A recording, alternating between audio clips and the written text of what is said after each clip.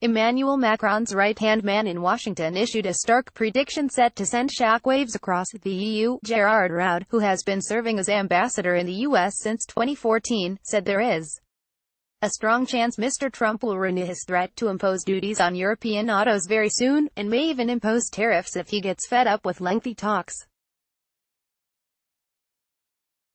He said, "The cars will be certainly a sort of test case in the coming weeks and months on this European-American relationship, if the Americans go back to this idea of tariffs on cars or not."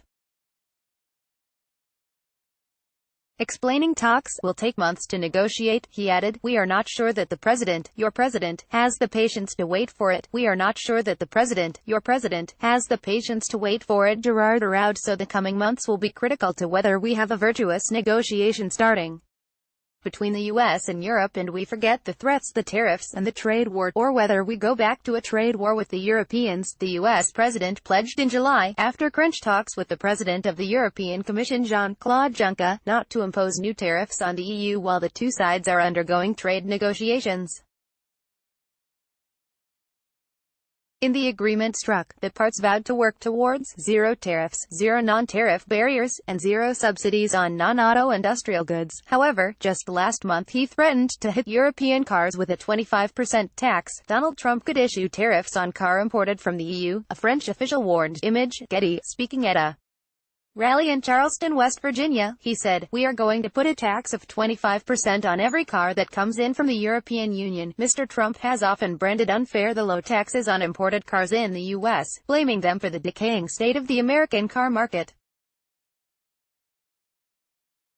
In May, the U.S. Department of Commerce launched an investigation into automobile imports to determine whether they threatened to impair the national security of the country. Mr. Trump's fury is especially directed towards German cars, who in his opinion fill the streets of U.S. main cities. German carmakers sold 1.35 million vehicles in the United States in 2017. Image, Getty. Donald Trump threatened to issue tariffs on imported cars in August. Image, Getty. He said, "When you walk down Fifth Avenue, everybody has a Mercedes-Benz parked in front of his house. You are very unfair to the USA. It isn't mutual. How many Chevrolets do you see in Germany? Not many, maybe none. You don't see anything at all over there.